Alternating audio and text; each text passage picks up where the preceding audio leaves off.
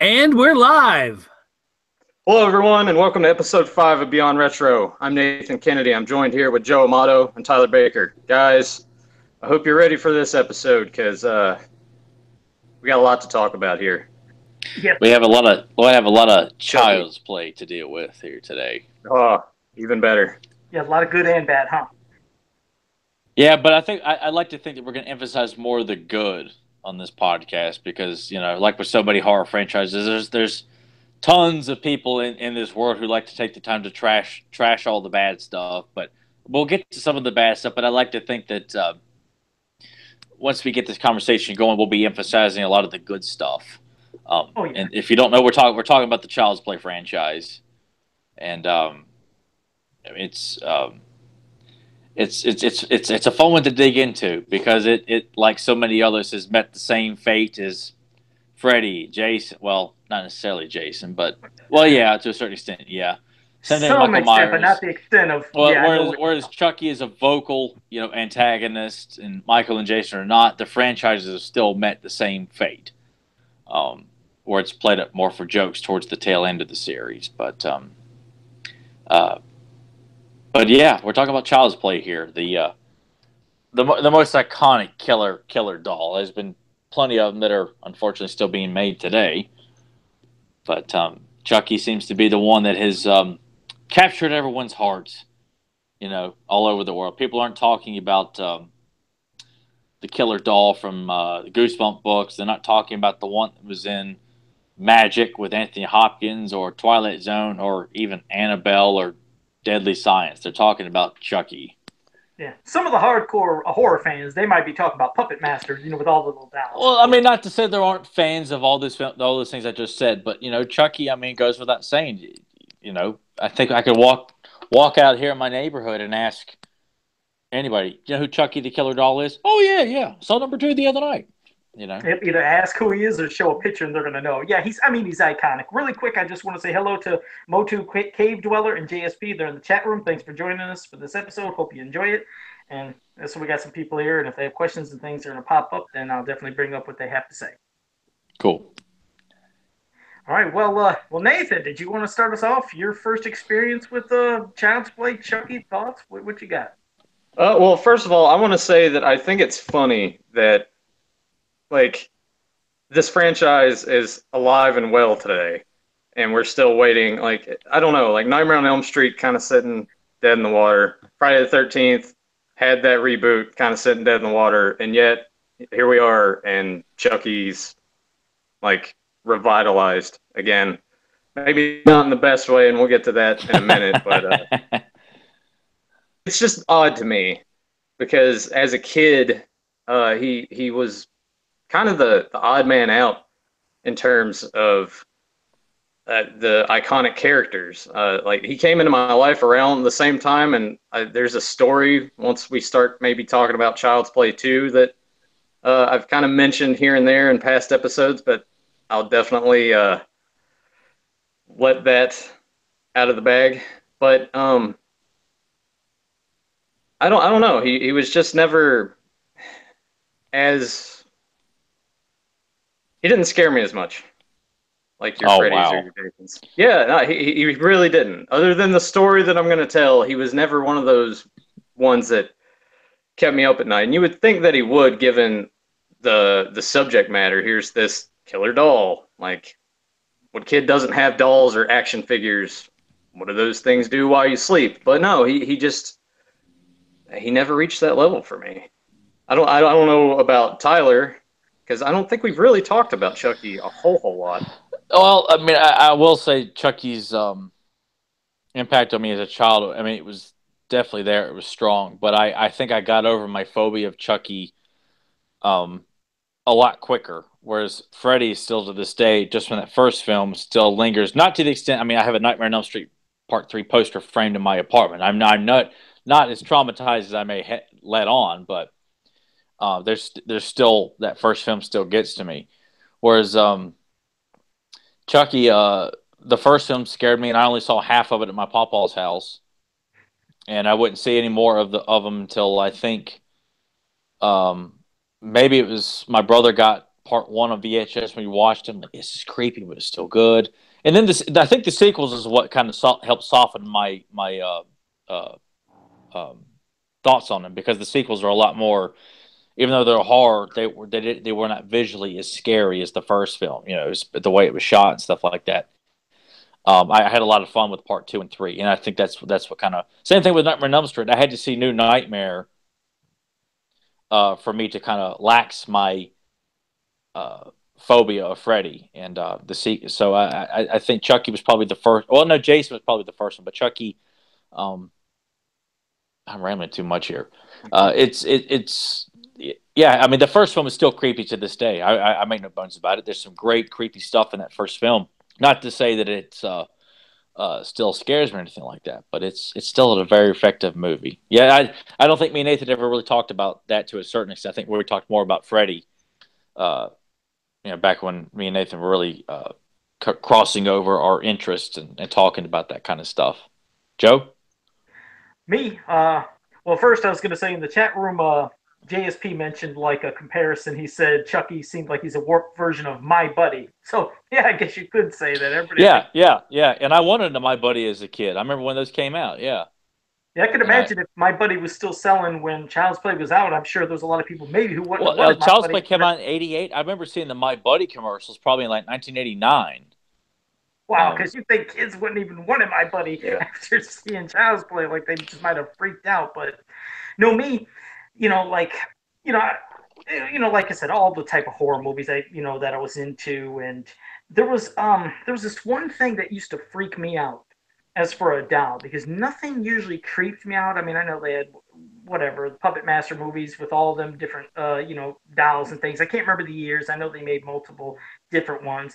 Liked them, but never creeped me. There's one thing that creeped me out before even Chucky. I don't know if you guys remember something called the Trilogy of Terror, and it had three different. Okay, you remember the Zuni doll? Yeah.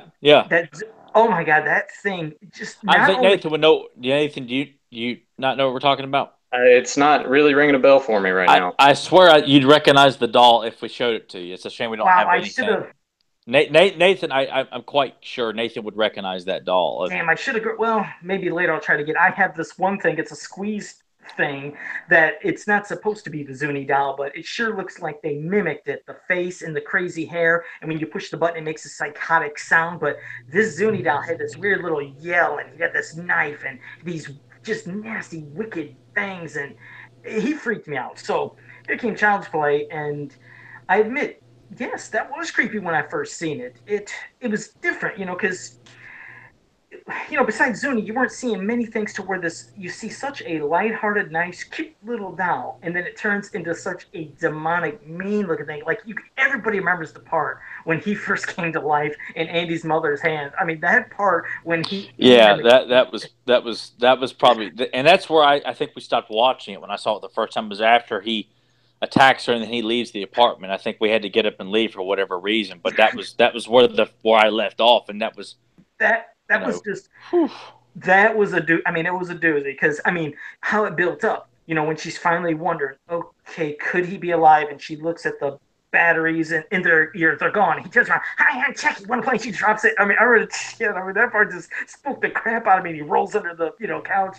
But then when she picked him up again and she wanted to talk and she threatened him and to set him on fire, and when he came to life, I admit, that got me. See, and that's what was so appealing about that first Child's Play. And, of course, it led into part 2, and part 3 started getting borderline of the spooky and then too funny. But, damn it, I felt like it experienced what Freddy did. When it hit Brian to Chucky, C to Chucky, and some of the others, like, okay, you hammed it up. I hate it when they take a part of a movie that just because we're laughing at something, just because we're laughing at that part in the first Child's Play, when the old lady gets off the elevator, looks at, the doll and says, ugly doll, and then Chucky says, fuck you, and everybody. I love that moment. It is. It's hilarious, but what do? It's like every other studio. They're like, man, people like that. Hey, maybe we could play off him being a little funnier. And then it's so funny that you're not even watching it feels like a horror movie anymore. You're going to basically see a comedy horror to where you don't even care. You're not scared. You just want to laugh your ass off at what Chucky's going to say. You want to laugh at what little quip Freddy's going to say in part 4, 5, 6. It's like the fear factor is gone. And that's what I hated because I missed that. I missed being scared. And I'm not saying this like being a punk, like, oh, Joe, you're scared. No, I mean, you know what I mean. You like that. You like going to a horror movie and having some kind of fear and taking it seriously. I mean, I know some people might say, well, Jesus, Joe, it's a movie about a doll. How serious can it be? No, it's a horror movie. It's supposed to spook you. Could you imagine if your action figure or doll came to life and did what he did? It'd scare the hell out of you. So that's what the first Child's Play did for me, and the second, somewhat third, and then it just was basically kind of downhill. And like I said, we'll talk about the other good parts of movies and everything, and talk about some of the suck parts of others, but man, who didn't love the first Child's Play? It's like you were saying, Tyler, you could go up to any person and say, who's Chucky? They're going to know Chucky. And you could show the picture, and they'll know it's Chucky. That's I mean, he's iconic, and I hate that he's kind of got that Freddy treatment where it just started getting too silly. But there's people that like it. There are some people who say, Joe, I love it. I cracked up. I was laughing my ass off. And if you like it, that's great. But I miss the horror aspect, to be honest. I just miss the really fright factor of how it used to be. Not to like stand up for the execs, but maybe when you were saying like, oh, they're laughing at that. Maybe in some weird way they're thinking, oh, we can make this accessible to more people if they realize, oh, he can be funny instead of it being scary all the time. Which, I mean, I think it's dumb too, but maybe that's just how they look at things, which is terrible. But no, I agree. You're right. And then they probably could then market towards kids, just like Freddy became marketed to kids. Yeah. Action figures. Now you can buy Chucky because, hey, he's not as scary. He's kind of funny. He's your buddy. And well, like we said, we have my buddy for that. I don't want Chucky to be my buddy. I want Chucky to scare the piss out of me. So yeah. But that's what I miss. That's what I miss about the first one. But go ahead, Tyler, if you got. I mean, I just want to emphasize the creepy moments of that first and why it's so important that these characters not tread so far off the path. And I mean, most of these that we talked about, Nightmare on Elm Street started off, come out of the gates, guns blazing with creepy stuff from beginning to end. First Halloween.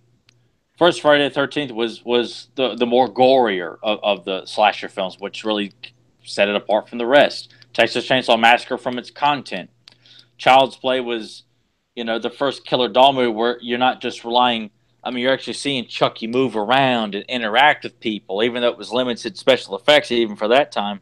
But it was still damn impressive by today's standards too. And you're seeing him do all this, things that you wouldn't be able to see on the Twilight Zone, or you wouldn't be able to see in a lot of these other B movie. Like there's another Chucky knockoff called Dolly Dearest or something like that. It's like the cover's like a female doll sitting on the floor holding like a razor blade or something like that. I don't know what that one is. I'll be honest. Well, believe me, it's not. Yeah, don't you guys figured you guys would remember this from the VHS stores from back in the day? But I mean, just from the first kill in the movie, where Chucky's been brought home and he's staying home with what Andy calls him Aunt Maggie, and the constant build up while she's sitting there alone, and you're seeing from Chucky's point of view running around the apartment. You see a quick shot of Chucky running behind her, and she's thinking it's Andy. The constant build up that this nice lady's just babysitting while the mom's at work, trying to work and make. But when that phone rings, when she's there, when Andy's mom is calling to check, like that's to me that's an effective jump scare because we're building, we have that to kind of tease it, and then we still get the payoff. And by that phone call, it still delays it more because she still continues to walk around. The TV comes on, she sees the Chucky sitting there in the chair. It's just great build, and then you feel bad when he throws that hammer, which is just a play hammer, but it's enough to scare her off, and she falls back and ends up hitting the window and beats such a grisly, which is on the movie poster. And it makes it such a very creepy-ass movie poster when you see Chucky's eyes above the apartment building and you see her falling out of the... I mean, it's just a creepy image. But because of who these characters are, that she's a likable character trying to help while she's at work, and it's just... you feel bad for that character when she bites the dust. And... You got to give a lot of credit for Tom Holland, the way he directed like Catherine Hicks in the film, because she does such a great job of, especially that same night when she goes to Andy's room after Maggie's been killed, and she starts telling him that Chucky's a doll, and the music that's playing, and just the intensity in her face that she's scared, she's freaking out that her son is convinced this doll has done it. It just adds to the terror because as the audience you're watching this, well, we know what happens, obviously, but you feel so bad for Andy and for her because it's the tension is so good in that scene when she's confronting Andy about the doll. Oh, it's so good, so creepy. And it's like you said, that's what you were waiting the whole movie to finally see, especially when it finally does happen, when you see him come to life. Like you said, it's the whole build up throughout the movie. You're seeing, little steps, little feet, little background things, maybe a little whack of a hammer or something, but you're not seeing Chucky do it. And you're just waiting the whole movie. When is he gonna do something? Like you know how the mother's obviously thinking her son, no, there's no way he's alive. It sounds insane, but when she starts believing it, you're wondering, when's she gonna see this? You want to see it. When is she gonna see him come to life? And when he does, and then when you start finally seeing him in motion, that makes it even more like I guess impactful because you were waiting the whole movie to finally see this little doll moving, killing, doing something, talking, whatever. That's what was the best part. Every single shot you've seen, like even like I think when the cop, the detective guy that was Chris Sarandon. Yeah, when he's like in the cop car, and I think it wasn't it like flipped over or something, and he's sitting there looking, trying to see. You see Chucky running, and Chucky. And I think even when he choked him with whatever the heck he had from the back seat, it's just what a great movie. I can't say it enough that at least it's a movie that you didn't laugh at except the couple parts where they wanted you to, like the couple little jokes from the what the old lady said and Chucky back, or maybe I don't know if he had something else to say, but it wasn't about the comedy. That's what made the first one so great. And the little boy Andy, he was a believable little kid. Sometimes they get these little child actors in movies to where the acting feels flat. They don't feel like they're believable. But he seemed like a genuine little happy kid when he'd get the doll, when he was like scared, when he was just telling the truth to his mom, the way he spoke. That was a good little actor. I mean, you got to have a good combination, and everything worked from the kid to the mother to, well, obviously Chucky. I mean, just everything, the whole story, and all the actors, I think, did a great job in that movie. I think that's what just makes, well, I know a lot of people say, well, usually sequels just fall apart and suck, but the first one just had the perfect combination of everything, and I wish they could have stuck with that formula. But well, but I also feel like we've already harped that all these franchises veer off the path because they become slapstick, slipping on banana peels, yuck yuck, and things like that. But I mean, obviously, when Nightmare's made, the first Child's Play, they don't realize what they've got. They're taking this source material so serious, and they don't see it as a joke, and that works in our favor so much. I mean, the first Texas Chainsaw Massacre, there's nothing comical about that first film. Then you see the sequel, and it's taken for a complete 180. I know it's got a huge cult following. I'm aware of that, but I think it's what pissed people off is because they were expecting to see another serious, scary chainsaw movie, and that's not what it was. But with the first Child's Play, I mean, they're taking the idea of this killer doll, I mean, as serious as a heart attack. There's nothing funny, even though people are balking at Andy for thinking that the constant tension that's being built up. I mean, and plus the reveal of Chucky actually in action, like we're seeing that he's doing stuff, but not actually seeing him do it. right. And that constant buildup of watching the batteries drop out of the box, picks the batteries up, slowly turns Chucky over, flips it open, his head spins around, he rolls under the couch. Still, it's like the shark in Jaws when he finally pops out, even though he shows up early in the film, people always think is that Roy Scheider moment. It's when he eats the guy in the estuary. Anyway, it's that constant big build-up, and then when he finally just snaps and it just takes off, and then we're off and running after that, and it's just there's nothing laughable about what's going on. It's only funny unintentionally, like when Brad Dourif is talking, he says it hurt like a son of a bitch. It even bled. Just his anger in the character is what makes him funny, but he's not trying to be funny. Right. And I think it's what Nathan said earlier. I mean, which he can expand upon when Nathan was saying just the execs, whoever are writing them. You never know what kind of direction or what's in their head when they start making these sequels and why they might turn it into a more comic thing instead of a horror thing. But I didn't ask you, Nathan, how old were you when you did see Child's Play for the first time? Actually, the first time I saw Child's Play 2 first. That was I saw that one first, and then honestly, Child's Play I didn't watch until probably when I caught it on TV in the mid '90s. So I guess that's why he didn't really scare me Oh as wow. much. Yeah, yeah. Going back to You've never told me that. yeah. Well, I just we never really talked about him that much, which is kind of Yeah, funny thinking about it now because I remember when we watched that movie together for the first time, and you were at my house, like I don't know, we just didn't. He never really came up that much. yeah. It was more about Freddy and Michael Myers and Jason, I guess, for the most part. Yeah, but I feel like too, going back to the exec thing, I feel like during the '80s they were just like, all right, it's a horror movie, give it a little bit of money, and then once it got legs, that's when they're like, oh, okay, here we go, let's milk it for all it's worth, and that's where we got the decline. Yeah, when And they it's want to probably milk why a it, lot that's of when they start making it, brighten it up for the kids, to quote Jack yeah, Nicholson there, because yeah, come part three, even though part is what, well, I'll save that when we get down to part three, but part one, it's still such a legendary first film because it's everybody's so believable. The story's believable. Even though it does the cliches of what a horror movie does, like you can't keep killing him, he keeps coming back, his body's yeah, charred, and he's still coming, he's blown to pieces, still coming. But it's even how the movie ends with that shot of Alex Vincent closing the door and he stops. It's like to emphasize that this is not going to end well for this child. This boy is going to be traumatized for life. It's not a happy ending for anybody yeah. And in that. going back to Alex Vincent when Joe was talking about how believable he was, like the disappointment on his face at the beginning when he thinks Yes, that he's because gonna get the every doll. kid can relate to that. I know what you're talking Yeah. about. Yes. Yeah. So I feel like him, Corey Feldman, and then I can't remember his name, but the kid that was in Cujo are probably Oh, like the three. yeah. He was in Uh, Who's the Boss? yeah, I feel like those three were probably the most believable child actors in horror films in the '80s, at least to me, anyway. Yeah. They were. All three of them were extremely good.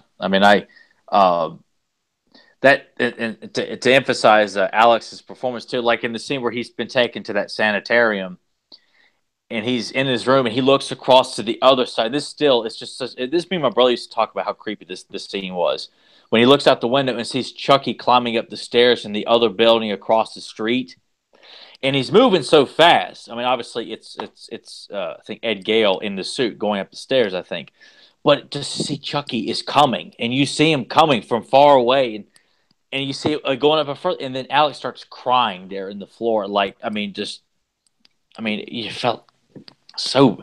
I'm glad I didn't see that part as a little guy because that would have really scared the hell out of me. Because me and my brother just both looked at each other like, "Well, that was creepy as hell, man."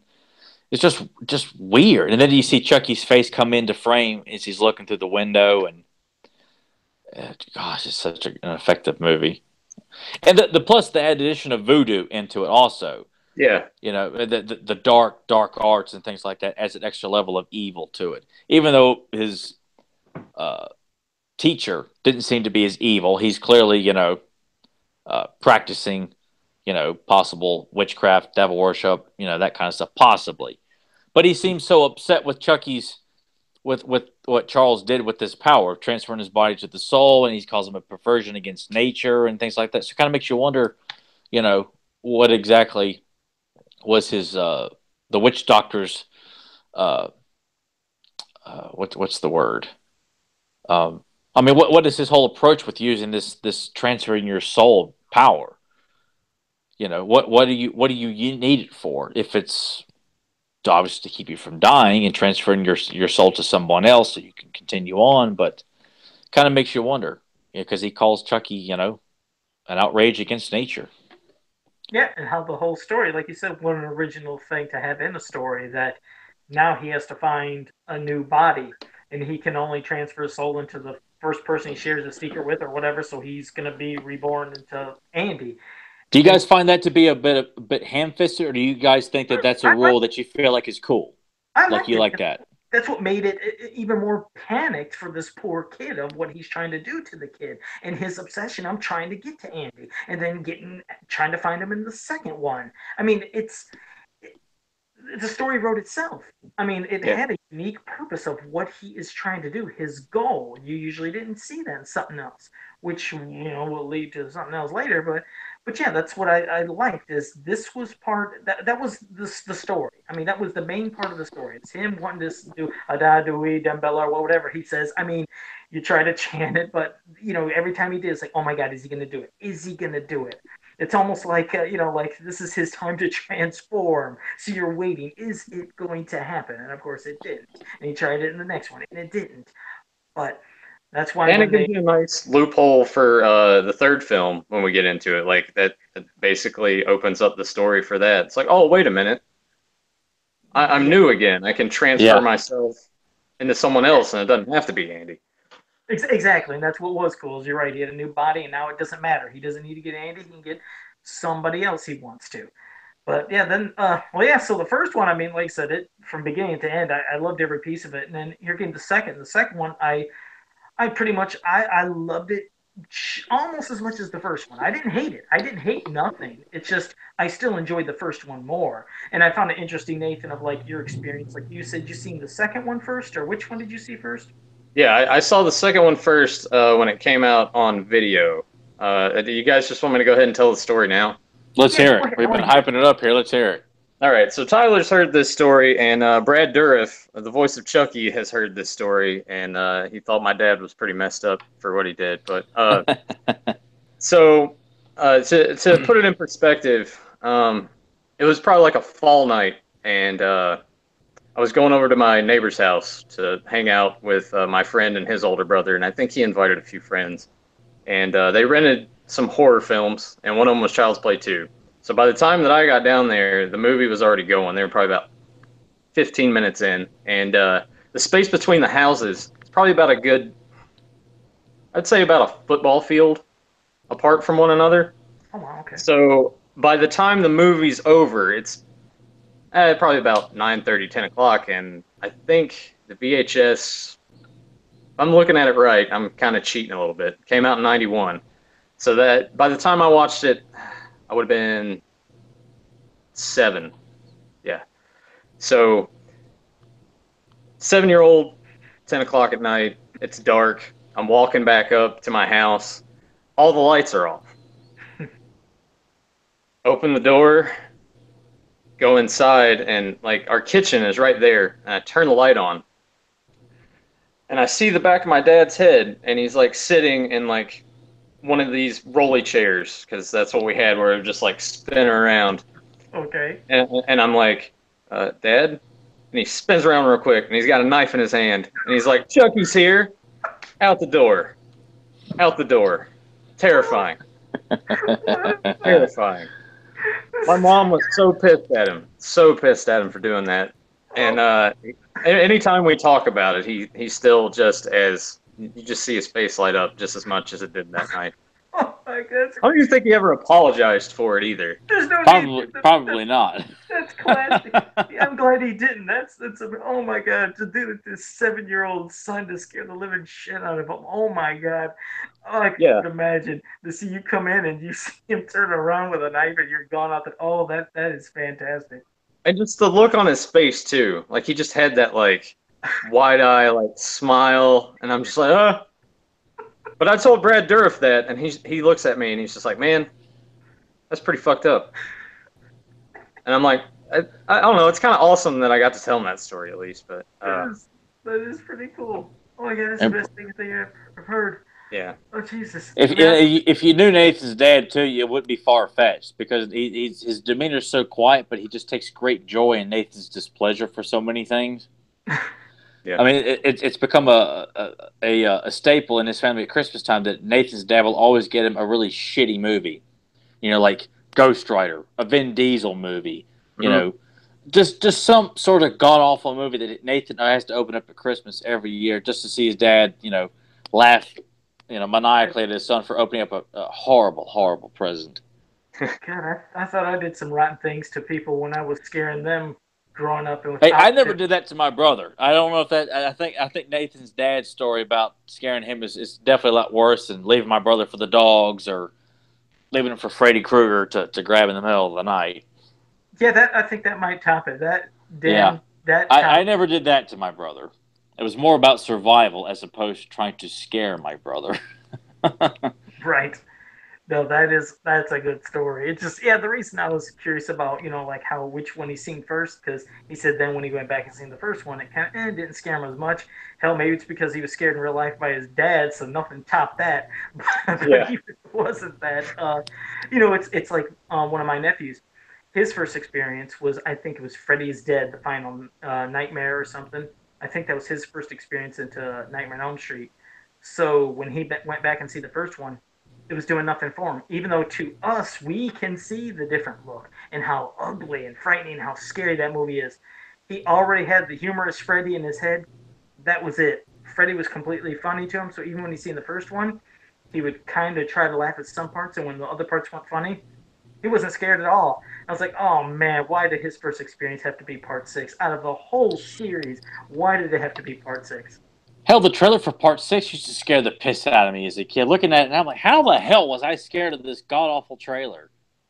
Yeah. I mean, it was attached to Alligator 2 The Mutation, and I remember just dreading sitting through this commercial. Instead of fast-forwarding it, like, the moron that I was, I would sit through it and dread going to bed that night all over that. I mean, like him saying every town has an Elm Street. Him dressed up as the Wicked Witch was like, this is scary hell. I'm like, man, this is the dumbest stuff the guy could possibly go through. And boy, that stuff scared me so bad as a kid. Shoot. So what about Child's Play 2, Tyler? What about you and your thoughts of it? Oh, I love Child's Play too. I love that film, and I saw I think we saw it um probably probably around fifth or sixth grade. We started renting a few horror movies.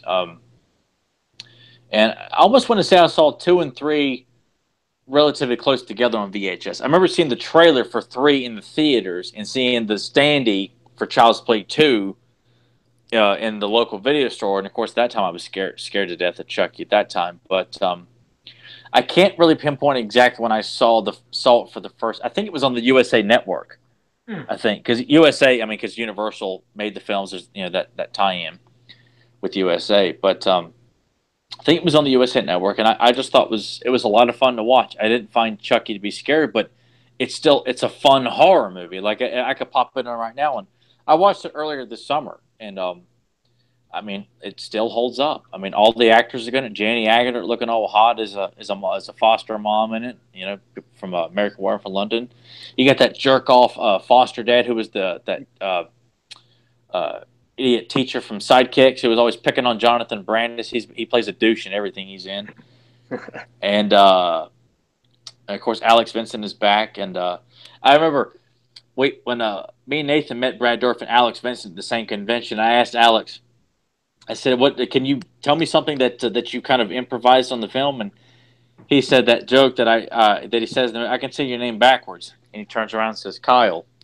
He said that was just a joke that he decided to do right there on the spot. And I was like, "Oh, that's so cool!" Because I always thought, I mean, today it's still a cute joke, and that was cool to know that was just something he kind of threw in as a kid. But it's a fun movie. Chucky's a blast to watch in it. It's a lot of good fun tension in it, and I feel like that's it's not it's definitely not scary, but it still stays because it's within the horror realm of serious material. I think you could show that to somebody who saw the first one.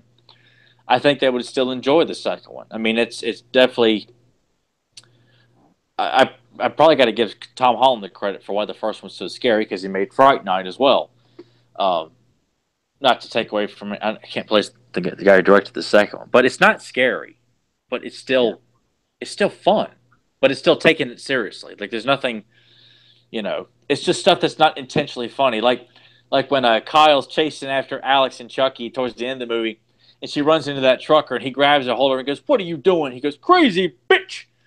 I mean, it's not supposed to be funny, but I laughed my ass off when I see it. And it's the same guy that Arnold breaks the guy's neck in Commando. It's that same guy that's screaming at Kyle, calling her a crazy bitch. You can even look up on YouTube, Child's Play 2, Crazy Bitch, and that clip of him just yelling that at her is on YouTube. It's hilarious. That's great. I think I don't know how you guys feel about it. I love Child's Play 2 just as much. Like as the first one. And to me, I kind of look at it as like Halloween 2 to Halloween 1. You know, it's not as Yeah. good as that one, but it's like just the perfect continuation of that story. Yeah. They I think Don Mancini, I think who wrote or has done all the Chucky films, at least wrote them. I think directed some of the later ones. I mean, he did made it. I love how I could really appreciate the conscious effort he made of connecting the first three films, especially. You know, I mean, where they're all connected to Andy and essentially following up, because that second film, I think it's supposed to take place only about maybe a year or two after the events of the first film. Like, it doesn't seem like it was that long. Because I don't obviously think it Alex is was. no. I mean, even though the movies were only made a few years apart, but it really story wise, it doesn't look like it takes too far away from the first film. To where, and it's a shame that Catherine Hicks didn't come back for the second one, because I think they wanted her to come back for it, but I don't think they. I don't remember the reasons why she wasn't. It's a shame she wasn't in it, but I guess it. I still like the story that's given with Andy living in a foster family and Chucky seeking him out. I mean, let me ask you this: do you guys have any faults with Child's Play 2? Like, when you watch it or think about it, do you think, I don't like that, or that could be done better, or anything like that? No, I From can't. from the attack, from the finale in the toy factory, to the killing of the school teacher, to chaos in the house, like when you got Andy tied up. I mean, what is No, not any I can't. faults in the film? No, I couldn't think of any faults. Like I said, I mean, the first one, yes, it's just it's scarier. The second one still has suspense to it and a little more humor and isn't as scary, but it's still, nonetheless, it's not any worse. I mean, it's not one that I would say was flawed in my opinion. I mean, like a couple parts, like wasn't there the part where like there was the other doll, remember, and then remember how it was Yeah, buried out in the yard, the whole part when it was uncovered. I mean, there's good moments that when you seen it happen, and heck, you did want to see his foster dad. You were waiting for that guy to get killed. You God, man, that guy makes a career out of playing douchebags. I mean, there's You're just thinking, how the hell is Jenny Agutter married to this guy, man? yeah, you You get know? excited. That's what I mean. That was I guess well, at least the first time you were in anticipation of wanting to see somebody die. Because in the first Child's Play, I don't remember wanting to see any of those characters get killed. I didn't No, want to. Yeah. So no. that I was mean, nobody. Well, except maybe the Doctor. The evil reporter from the Incredible Hulk TV series who played the Doctor, who got like electroshocked to death in the head by Chucky. But yeah. even then, you still felt bad, because it's not like he was being, he wasn't intentionally being bad, but it's just one of those characters that's always thrown in to get under the audience's skin, because he doesn't believe the protagonist of the film, and sure enough, they get their comeuppance because they're an idiot by the audience standards. And they at But least yeah, no, I mean, nobody in that first film, well, maybe the bum that sold her the toy in the back alley, because he tried to rape her. Oh yeah. well yeah but Which definitely I liked that addition of the kind of underground aspect of how she got the doll, and that from a peddler in a back alley who found it, and I mean, it's just that there's extra little elements that was a nice touch to that, and there's extra touches to this too from a personal standpoint, like Andy trying to come to terms that they have a good guy doll in their house.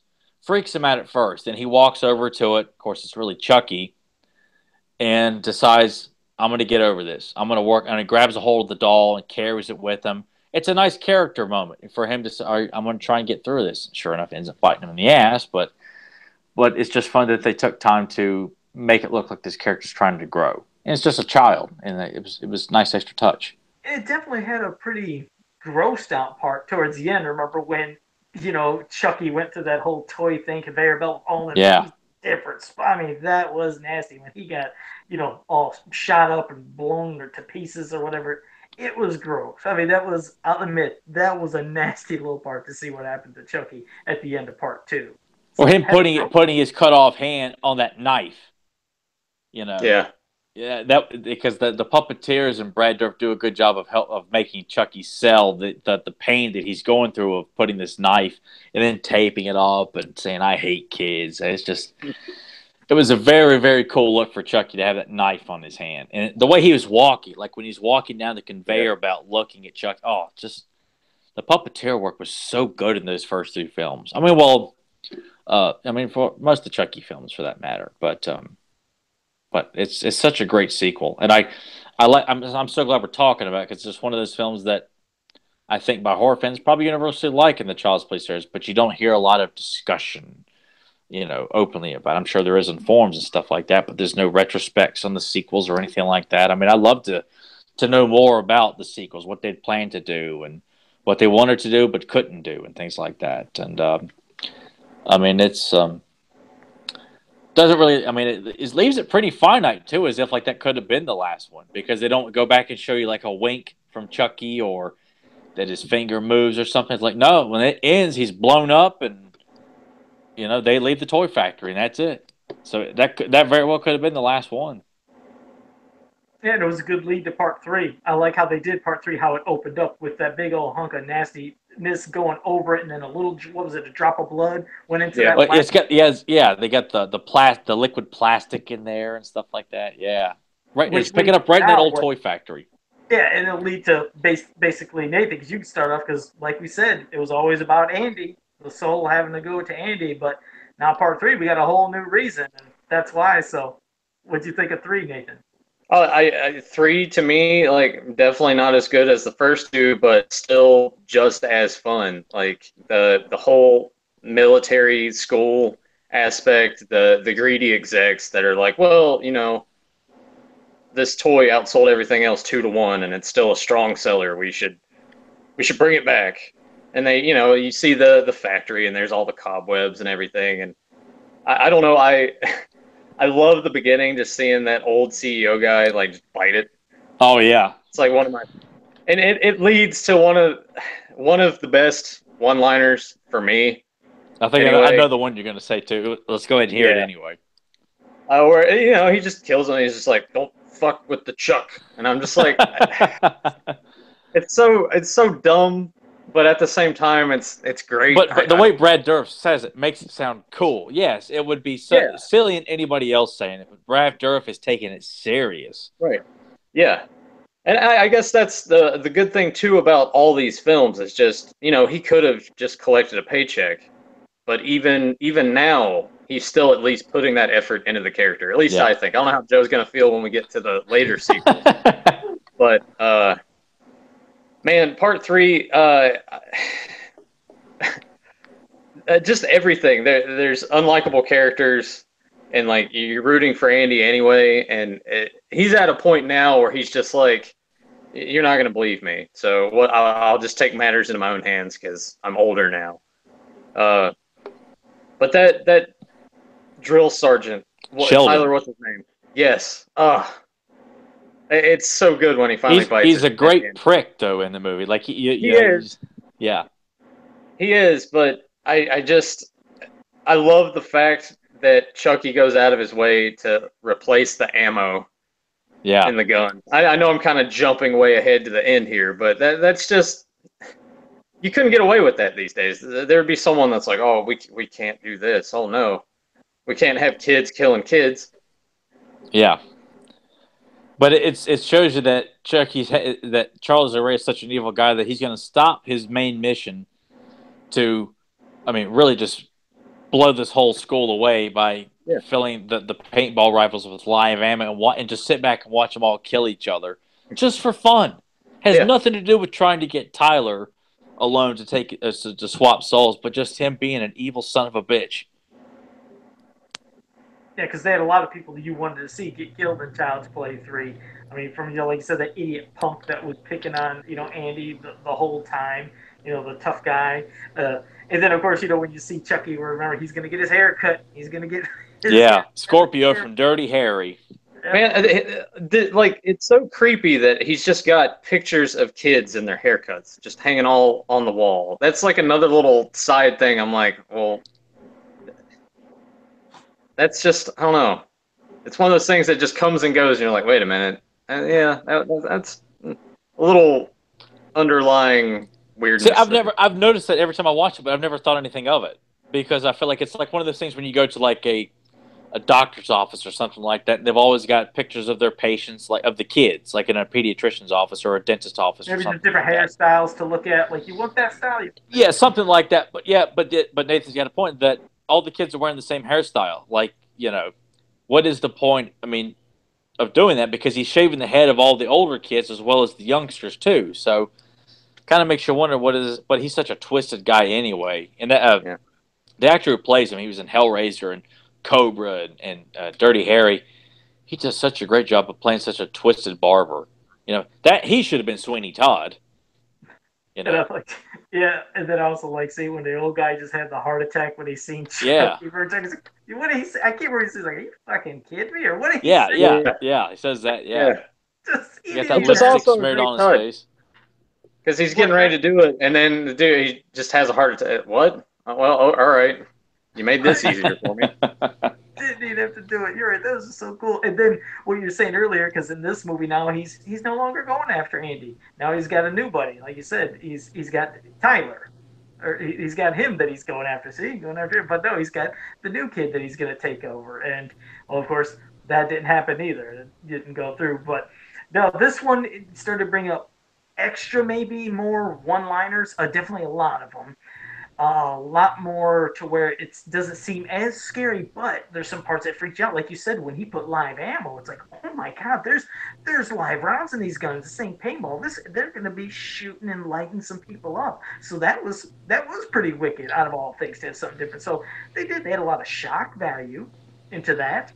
And they're still taking the sequel seriously, regardless of, Chucky's got, one-liners and stuff like that. But the material is not by any means, silly stuff. I mean, it's right. That's what I mean. They did. Still there's still like that darkness to it. Yeah. And that's what was good, because like I said, I mean, sure, there's nothing wrong. You can laugh at stuff, but I mean, they did take it serious, and like you said, it felt like, I mean, those three just all connected. So I mean, it was probably it is a solid trilogy. I mean, you could really, and I actually went back and rewatched Child's Play 3 today, and I hadn't watched it in a while. I mean, it's not. I mean, I liked it, but I always would say that's where the decrease in quality starts. And really, I got to take it back. I mean, there's the acting's fine in it. The guy that plays Andy, and I always think of him from Dungeons and Dragons. That movie sucked so bad.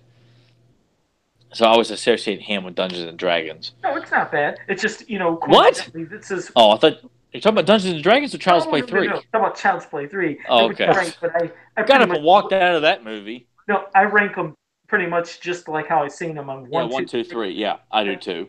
Yeah, that's how I like it. I like 1, 2, 3.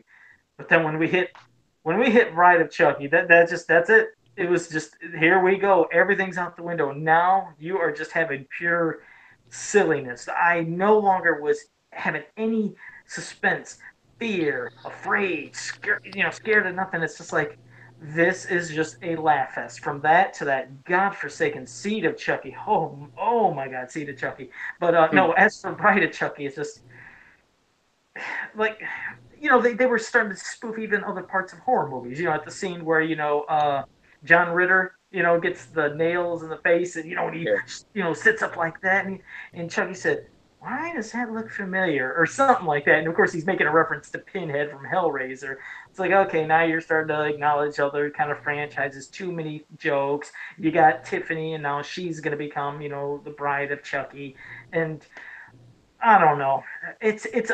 Don't get me wrong. It's a good, I guess, popcorn movie. You just want to have fun. You want to laugh. Just put on something for Halloween for fun. But by no means was I ever scared watching that movie. I mean, at no point. I don't know about you, Nathan, but I had no fear in Bride of Chucky. It wasn't, like I say, just a complete bomb of crap, but it sure didn't feel like the other three. Yeah, no, I mean, it's not awful, and like you said, it's a good popcorn, put something light and fun on during the Halloween season. But I mean, yeah, definitely not scary. I feel like probably a product of just that late '90s horror film. Like there's a lot of influence there. Honestly, I haven't watched that movie probably in like 15 years. Oh, really? Yeah, same here. I remember liking the soundtrack a lot, but that's kind of had Living Dead Girl on the soundtrack. Yeah, but I mean, that is what it is. I think it just, oh, hey, we haven't had a new movie in what, at this point, because that came out in 98? Am I Yeah, right on that? or I think it came out the same year as Blade and Vampires, I think, which All would right, have been so 98 or 99. yeah, somewhere around. I just imagine like, well, here's this property. Let's bring it back. Yeah, Kids will like it. Let's make them funny. It'll make money because people are just like, oh, hey, Chucky's back now. Yeah. I don't know.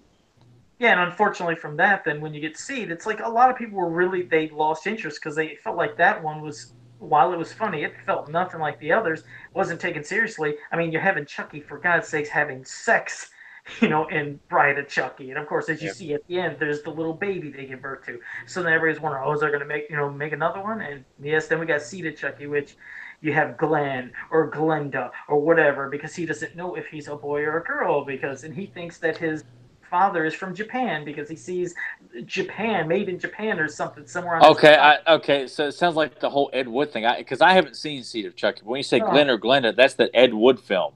Where he's playing a guy that's dressing like a woman. And you don't know whether it's a guy or a woman. So, it was man, just, God, you know, I've heard other people sometimes say, hey, I still kind of enjoy this kind of funny, but I have never really seen many people like Seed of Chucky. Maybe there is, and if they liked it, good. But like when I did that post the other day, I barely seen anybody that acknowledged they're like, oh yeah, Seed of Chucky was bad. It was bad. It was just over the top. It was too stupid. it didn't stay in theaters long in our era. Like, because I remember when me and Nathan would go out toy shop, we'd see like stuff for Seed of Chucky, like in Spencer's Gifts and stuff like that. And I swear the movie was in and out of theaters so quick in our area. I mean, Because it was bad. I mean, it was yeah. bad. That's what sucks because they went from one extreme of Bride to then Seed, which was a super extreme of silliness. Then who wants to take anything from Chucky seriously? If they say, "Hey, we'll make another," studios are probably like, "I don't want to touch that." So we had to wait years and years and years later for it to come on to DVD. When you got Curse of Chucky, which was pretty damn good, they wouldn't have it in the theaters. Now that's something that could have been in theaters, but I at least got to get your quick opinions, Nathan, on Bride and Seed. I can't remember if I asked you on Bride, but I'm curious what you thought of at least those two together. Yeah, you just Well, I you mean, just asked him. well, no. Like, we didn't talk about Seed. I mean, Bride, fun Definitely. popcorn film, something light. Seed, I never watched. Never watched Seed. Didn't have any interest in seeing Seed, but I might jump on that grenade like what's his face did in part Yeah, three. Whitehurst. Yeah, yeah. I was Yeah. I gonna can say, picture that too. yeah, if you've seen the Oh, others, since you did, I mean, you've seen, which we'll mention, Curse and Cult. You've seen all the rest. I mean, you might as well see it just to say you did. But yeah. Seed was bad. I mean, I won't even go more in depth because not that I'd ruin it because it's just a bad movie, but you might as well see a lot of this nonsense already. After at least when you hear me about this whole thing made in Japan, trust me, when you see it, it's bad. But when they did Curse, I was like, now that felt cool. That felt Yeah, like the old. Curse was like a good return to form. It felt like a good fit in there with like Child's Play 1 and Child's Play 2 in terms of like the tone and what they were trying to do with it. And Because they even tied it in, right? They tied it into like the first yeah, one. yeah. And just even the main character that she's in a wheelchair, like that adds this whole other element because like she's gonna be the one that he's coming after at some point, and it just, I don't know, it makes it interesting, and you're just in this house the whole time, more or less. And I did really you like. like how he was? It seemed like they're trying to make it kind of similar to the original Child's Play movies, and plus at least the feel and atmosphere of it. The atmosphere was closer to that as well. It didn't, Yeah, you were in suspense of wondering when's something going to happen because it wasn't the whole slapstick of Bride and especially Seed of Chucky. no, it had like a really good build up. It took its time, like that it's coming after you've seen all these films, but still it was just a nice, like, oh hey, someone is gonna take this character and just kind of like treat him seriously because he needed to at that point. There's been, I kind of Yeah, feel like the time with Bride and Seed and the time that passed in between there, the opinion of Chucky, like it did shift there, and it just, they needed to bring him back. So I'm glad that they did it. I don't think it would have done that well had it been released theatrically because I the do you interest think with the the bad character taste of with Seed? how quick Seed just zoomed out of theater. I just don't think the interest was there. But you find that niche market on DVD and Blu-ray, and the fans of the character be like, oh yeah, okay, and then the word of mouth spreads. It's like, oh, you know what? It's actually pretty good. It's a good return to form for the character. So, Yeah, no, I really liked it. yeah, and I think you're right. See, and I mean, I completely agree with you. That's what upset me so much about how, Bride was already starting to really just completely tarnish, in my opinion, Chucky in general as being a serious character. But C just really just it left such a horrible taste in everybody's mouth that now everybody's just thinking Chucky is just the joke character. They're forgetting about how he was in part one, two, or three, especially part one. But like you said, when they're going to say, "Hey, we're going to make a Curse of Chucky," well, studio's like, "I don't know if we want to back this." And it's a shame because Seed did that. If Seed didn't wreck it, I wondered what could have been like if they said, going back to the old formula or, doing some crazy ass preview like they always do to make it feel like it was the first one. You wondered how could it have done at theaters, but we'll never know. And of course, then we get Rate to Curse, which for people who haven't seen Cult of Chucky. If you haven't seen Cult of Chucky, that just popped up on Netflix. I guess it doesn't have the extra minute that's on Blu-ray DVD that's at the end. There's like a pop after the credit thing. But for those who haven't seen it, you can see it on Netflix if you want to waste an hour and a half. Hey, and to bring that up to Curse of Chucky, I think is actually on Netflix as well. So if you want to do a double feature and take that chance, that one's on there as well. Yep, Curse is up there too. So you're right. They could start like if you guys have never seen Curse yet, go ahead and watch Curse, and you'd be like, "Damn, that was kind of like the old Chucky's." And then when you put in Cult, you'd be like, "What just happened?"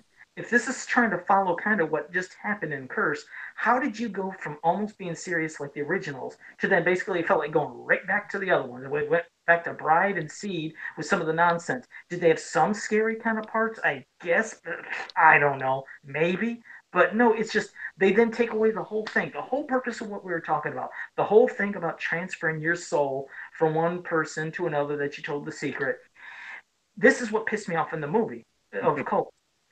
I thought somewhere in the movie, Chucky mentioned something like, "Yeah, I googled like Cult for Dummies" or something. Like he googled something or did about looking for transferring souls for dummies, something to that effect. I'm probably saying it wrong, but what it means is, really, this whole thing that was so like suspenseful in the other movies about, is he gonna get that little shit? Is he gonna get Andy? And then eventually, is he gonna get Tyler? And is he gonna be in a real body? Now it's like thrown out the window. He can transfer his soul into this down, into this down, into this person, into this person. It's like jumping everywhere, and that's why it's the Cult of Chucky, because he can put his soul into everybody's like, "Oh, come on now, you just spit in our face." Especially what we were expecting in all the original Child's Play movies. Now you take that important part of the whole movie itself, that factor, and it's like it's just dismissed as nothing. Yeah, I'll throw my soul in anything, anything. I hated that. Yeah. That's what really annoyed me the most about Cult.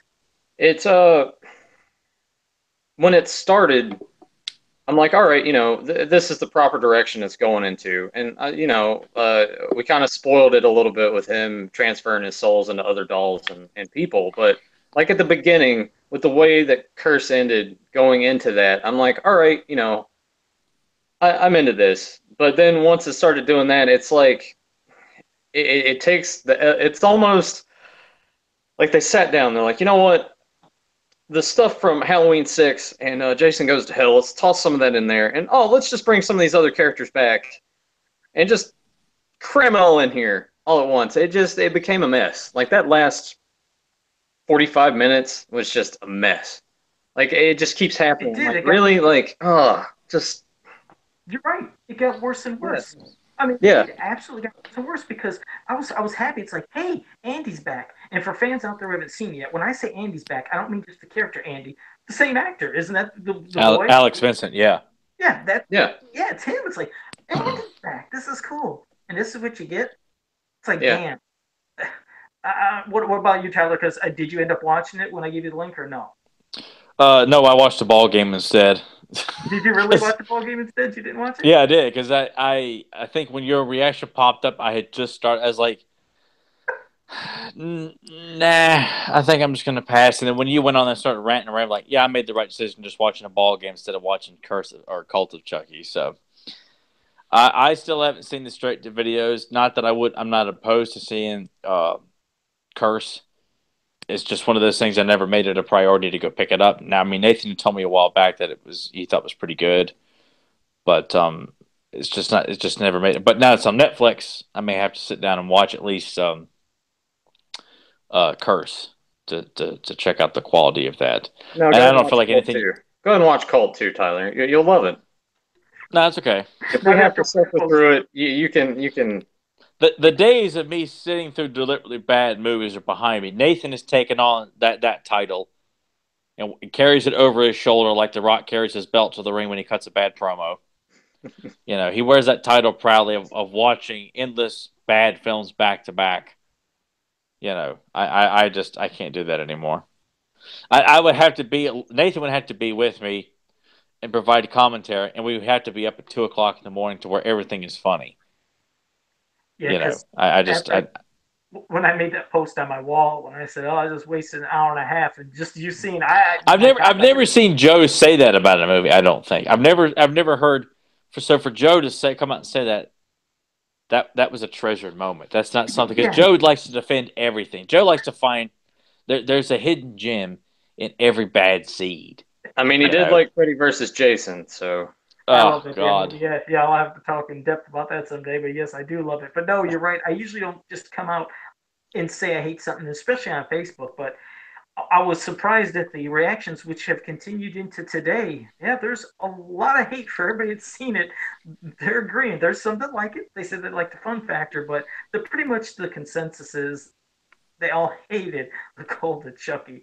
I just hate that because I'm always a sucker for wanting to see things return to theater and feel like the glory days. Because now we see that they're going to be having another Halloween. We just heard that they're going to be maybe doing Nightmare on Elm Street again, and now that whoever the hell's been holding onto the Friday the 13th license all these years who were supposed to give us something, it'll be going back to New Line next year. Maybe New Line will give us another Friday the 13th because it seems like everybody's trying to get back on, the bandwagon of what things used to be. I'd hope, but I don't know. That's what just sucks. I mean, Chucky's the only other kind of.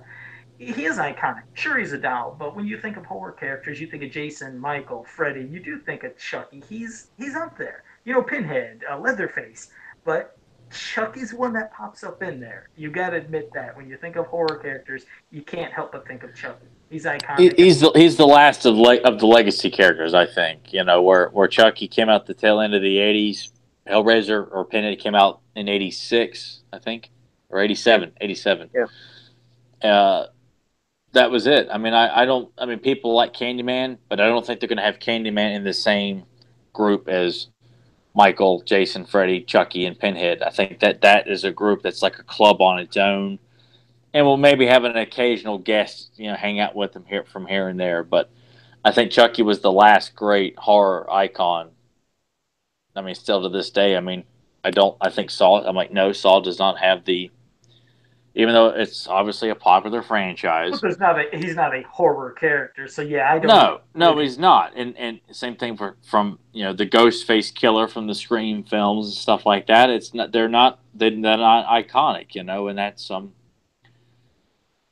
I mean, it doesn't sadden me that we haven't had any more creative horror icons in film because really, I mean, we've had faceless killers. You kind of feel like that's kind of what you come to see. That's what Leatherface essentially is. That's what Michael and Jason is. They're faceless killers, even though they obviously have a disfigured face underneath there. But there have been killer dolls for years. But thanks to Brad Dourif's acting, he makes Chucky stand above all of them. All the killer dolls that are still being made today. I don't even know if those Annabelle movies does she even talk in those films, or is it just more like a wooden doll that just kind of sits there and stuff happens because she's there? I don't think she talks. From what I've seen, I don't think she talked. I don't believe. Of course, I didn't see all of it. I don't know. I know she's a spin-off of another movie and then had her own movie or two, or I can't even remember. I'll be honest. She's just like, I think Annabelle, if I remember correctly, because I did watch both the Conjuring movies a couple months back, I think she's just like sitting in this room, like kind of their trophy room, and that's all you see. I think there might be a part, I don't remember. I know there's an Annabelle standalone movie, and I thought maybe even another, but I don't know. I mean, hell, if she's iconic to some new generation, cool. But yeah, you're right. Chucky's some of the last, memorable ones. You had him, even to some extent. You have Leprechaun, Pumpkinhead. There's others, but Yeah, but you're right. I mean, they don't they just don't. I mean, of course, they're not. come next year, we're approaching Child's Play's 30th anniversary. Come next year, so we're talking 30 years since. Yeah. Of course, Pumpkinhead came out in the 80s as well. Yeah, it's just there's different levels of how you look at these Yeah, characters. I mean, I love. and Pumpkinhead and Leprechaun, even though Leprechaun is a straight to video, you kind of feel like there's that underlying, lack of quality. But the Leprechaun, Wasn't the character first is one? it? Was all of them at video? I thought the first Yeah, Leprechaun was at the theater. Really? yeah. It was a Vidmark. I remember. I think it was released on through Well, it was Vidmark damn good. Entertainment. I'll give it to Leprechaun. Like the first Leprechaun, I just loved the hell out of that, and second one pretty good, and then of course those got even sillier too. But I did. Well, Like I mean, the first one's silly, but I mean, that's the only Leprechaun film I own is the first one, and I saw two. I enjoyed it. I saw three. Four, when he went to the was that was in space. I don't think I made it 20 minutes into that film before my dad, my brother, and myself turned it off, and we yeah, never that. bothered to see in the hood. And Then just there like was Leprechaun the no, Hood, and Back to the Hood, back and to the hood. of course I have all of them. But no, Do you have the one with the hornswoggle in it too? oh, I didn't get that stupid one. That had nothing to do with them. I hated that. That they were like, "Oh, Leprechaun." I was like, "Oh, really?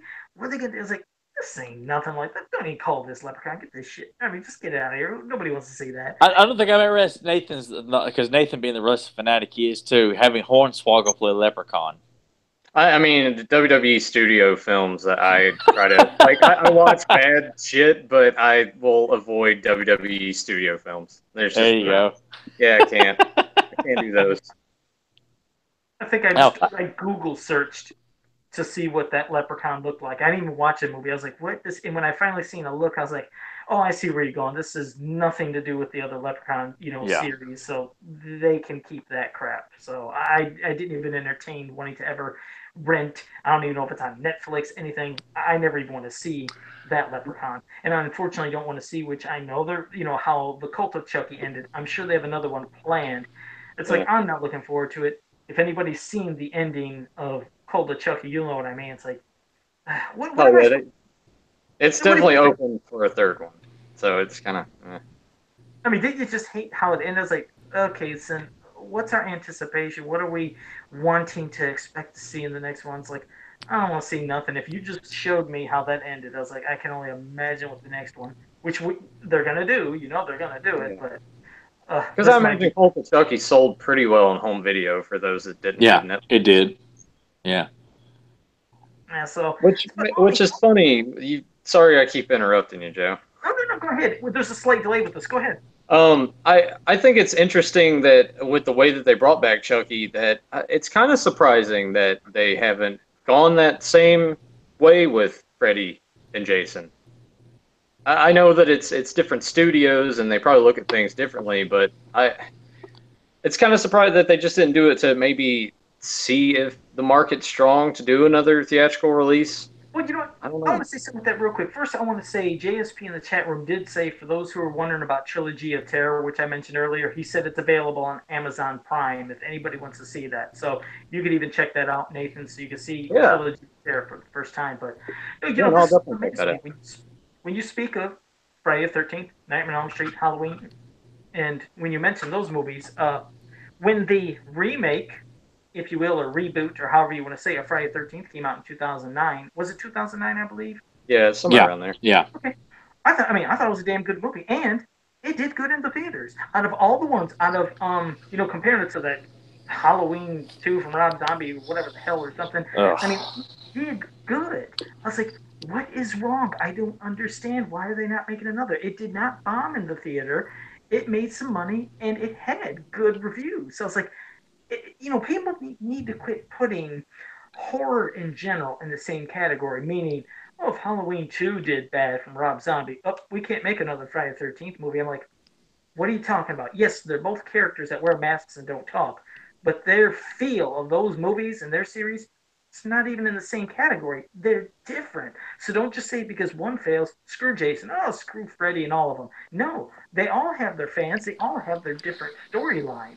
So it just, some are hotter than others. And that Friday 13th did do well. Now, this next Halloween that comes out, that's going to be basically a supposed direct sequel to Halloween 2. Like they're ignoring.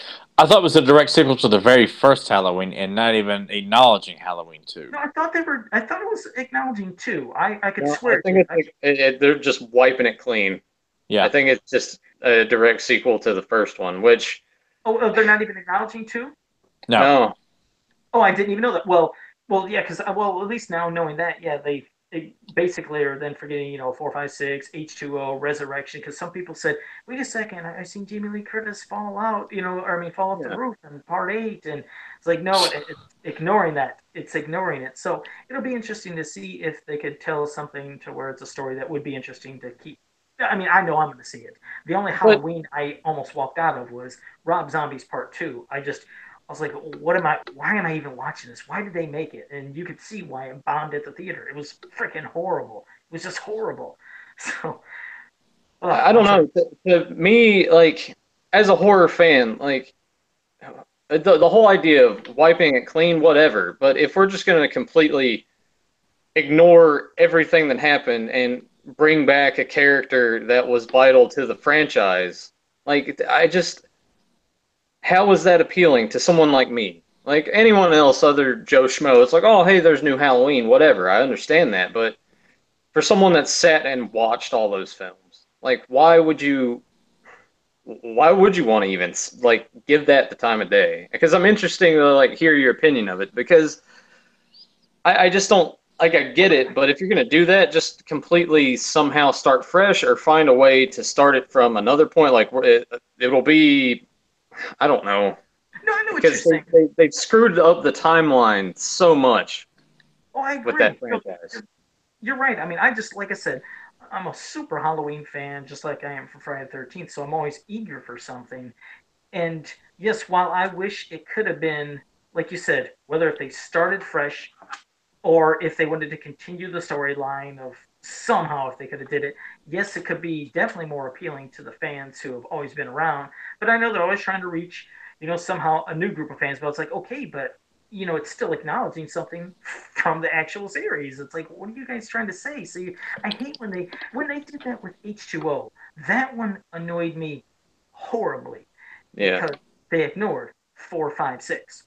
And I was like, but 456 was really important. And then when H2O when it came out, it wasn't as bloody or gory or scary. It's like they were missing something was missing in H2O, which I was like, I'm not feeling it. I'm It not. was just like Scream.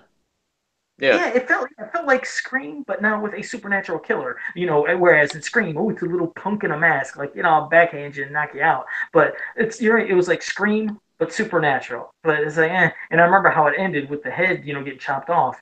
I was like, wait, what? Just like that? Nothing? And then of course they tried to tie it into the godforsaken resurrection, which was garbage. yeah. But we'll have to save Halloween's for Halloween. But no, as for Child's Play, like I said, pretty much you wrap it up with Chucky, super iconic, great character in general.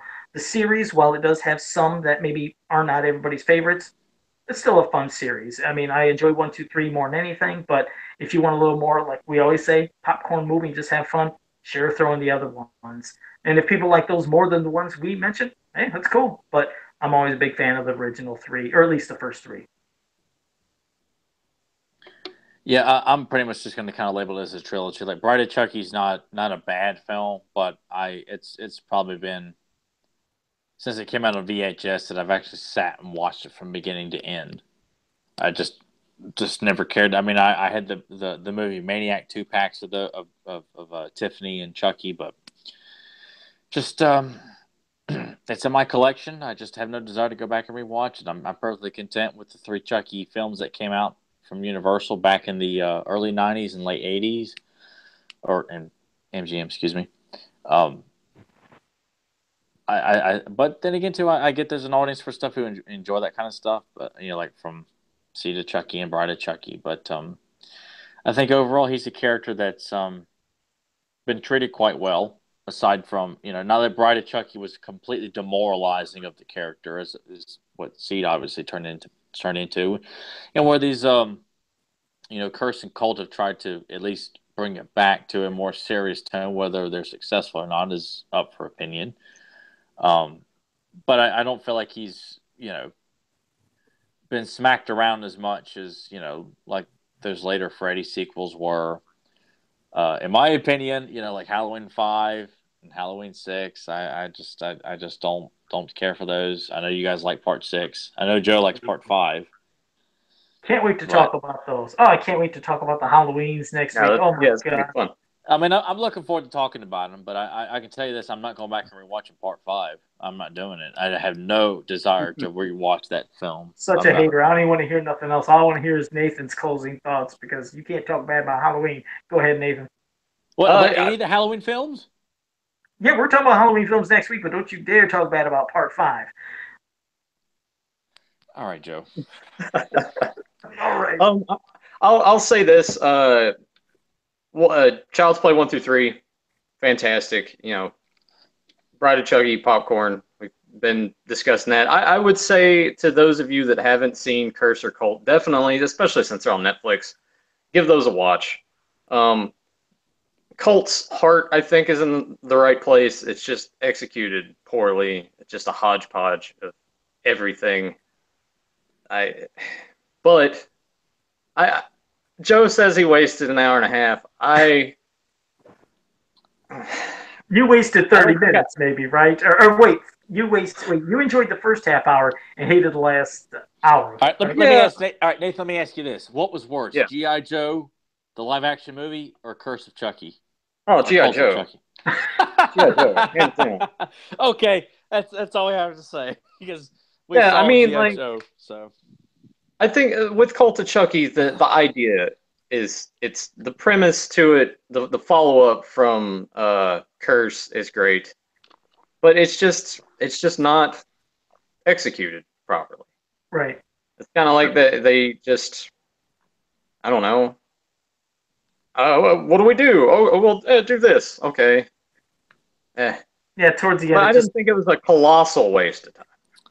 Yeah. Started off okay, but then just the last of it just absolutely went downhill, and I didn't even care after that. It just went right downhill towards the end. Yeah. So, all right, Tyler. Well, did you want to wrap us up?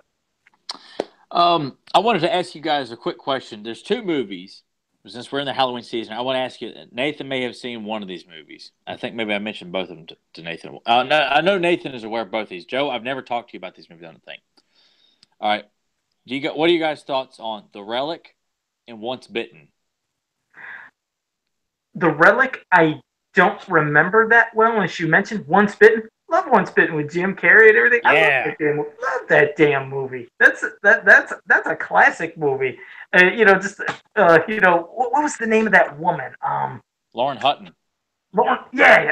Oh my God. I mean, I like the whole thought of she had to get, what was it, 3 bites off of him, or. That movie came along at the time, where puberty was at its highest peak, and to have that movie at my disposal, man, to sympathize with Jim Carrey, like sleeping with an older woman, and you're so desperate to have sex and stuff. I mean, it was the perfect adolescent movie, man. Gosh, and of course, I don't know what made me think of that, but I was like, I want to ask you guys about Once Bitten and The Relic, because I think I'd like to watch those possibly this weekend. Yep, loved Once Bitten, don't remember Relic. I don't know about Nathan, but I just don't remember The Relic. Once Bitten for me, I basically watched it in fragments because it used to come on USA all the time. Yeah. So, I love Once Bitten, and Relic's just diamond in the rough.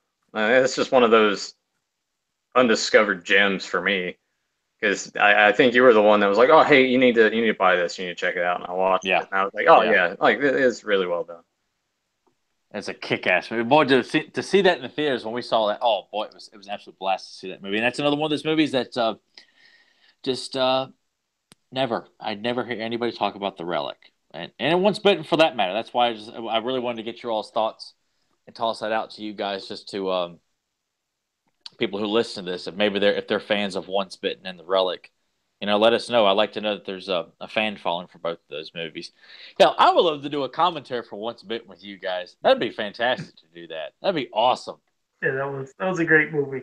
Yeah, I'll have to revisit The Relic, but yeah, Once Bitten, that would be a fun commentary for that whole movie.